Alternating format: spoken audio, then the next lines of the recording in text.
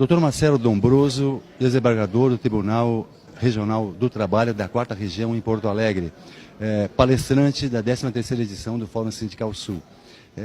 Por que o senhor defende o trabalho como direito humano? Porque é uma conquista da classe trabalhadora de séculos, feita com um derramamento de sangue ao longo da história, e que já desde a Declaração de Filadélfia, em 1944, final da Segunda Guerra Mundial, se disse que o trabalho não é uma mercadoria. É um valor internacionalmente reconhecido, Declaração Universal de Direitos Humanos, no Pacto Internacional de Direitos Civis e Políticos, no Pacto Internacional de Direitos Econômicos, Sociais e Culturais, na Convenção Americana de Direitos Humanos, que diz que o trabalho é um direito humano. E cada vez mais essa realidade é invisibilizada ao povo com um discurso contrário aos direitos humanos, quando na verdade nações do chamado mundo desenvolvido ou primeiro mundo observam o direito ao trabalho como um direito humano ao que é. Não é um contrato, não é um direito de obrigações ou um direito privado, né? É um direito público, é um direito de engrandecimento da pessoa, né? De trabalhar e de ter respeito ao seu trabalho e às suas condições para desenvolvimento do trabalho. Na verdade, a única coisa que produz riqueza no mundo, hoje, se nós pararmos para pensar, é o trabalho das pessoas, não é o capital. O capital não produz nada. Na verdade, o capital é improdutivo. Quem produz riqueza é o trabalho e é um direito humano. O senhor fala que o trabalhador, a classe trabalhadora, precisa sair da bolha que está. O que isso quer dizer com isso, doutor? Eu quero dizer que há uma cooptação massiva da classe trabalhadora através de redes sociais que são compradas pelo poder econômico, principalmente de multinacionais e de interesses estrangeiros, que não são os do Brasil, os do nosso povo, que bombardeiam diariamente as pessoas com fake news, com vídeos desconstruindo a história, como por exemplo dizendo que o golpe de 64 não teria sido golpe, que teria sido bom para o povo, que teria sido bom para a classe trabalhadora, né, cooptando as pessoas para acreditar que uma intervenção militar, por exemplo, resolveria o nosso problema, a desacreditada política e criando condições para que se instaure aqui um regime fascista, como aconteceu na Itália de 1930 e na Alemanha de 1930 também com Hitler, né? Isso nós não queremos em absoluto. Nós temos que empoderar a classe trabalhadora para que ela tenha consciência de que é ela que produz riqueza, é ela que tem que ser valorizada e ela tem direito sim. E ela não é culpada e nunca foi, nunca será de crise econômica, porque crise econômica é típica do sistema capitalista. Ela acontece de tempos em tempos e é previsível. É só lembrar porque a memória é curta, a memória coletiva é curta. Em 2015 o Brasil tinha taxa de desemprego de 4,6%, que é melhor da Alemanha atual hoje, que equivale ao pleno emprego. Se encaminhava para ser a 5ª economia do mundo e a CLT funcionava muito bem, obrigado. O que mudou em 2 anos para produzir uma necessidade de deforma trabalhista, de deforma previdência, né?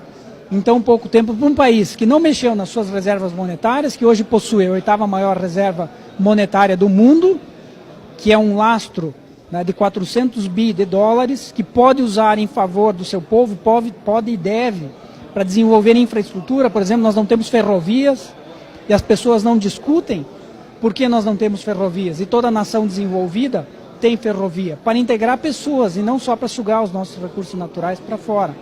Então toda essa misticidade por fake news, por desconstrução de história, que vem de vários movimentos nas redes sociais, e as pessoas não abrem um livro para ler e se instruem por propaganda enganosa, né, leva a uma preocupação muito grande de quererem para si o mal, de que essa classe trabalhadora passe a querer para si o mal, ou seja, acreditar que tendo menos direitos, né, vai levar o Brasil para algum lugar. Absolutamente não. Nós vamos quebrar a classe média nacional, que se estruturou nos últimos anos, vamos quebrar a indústria e o empresariado nacional, se nós quebrarmos o poder aquisitivo da classe trabalhadora. A classe trabalhadora tem reconhecida na legislação e nas convenções internacionais direitos mínimos, não são o máximo. E esses mínimos jamais podem ser rebaixados, porque eles já são exatamente o que a palavra diz, mínimos, dali só para frente.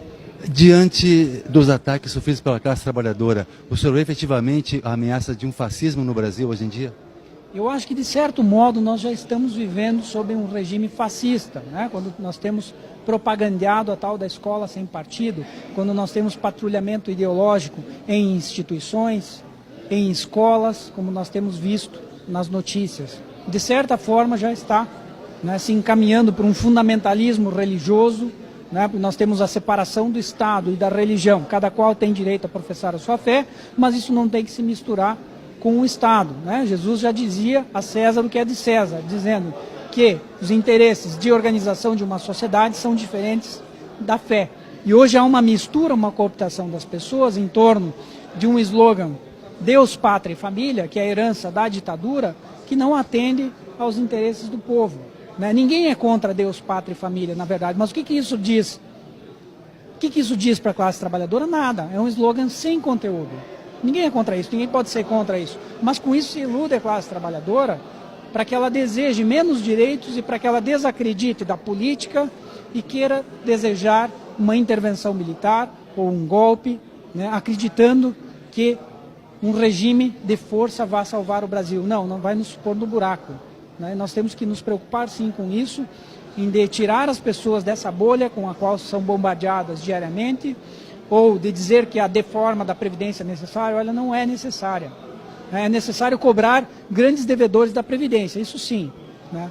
E para as pessoas pensarem, porque nesse curto tempo de entrevista não temos como colocar, mas por que foi decretado o sigilo em torno das informações que embasaram a deforma da Previdência?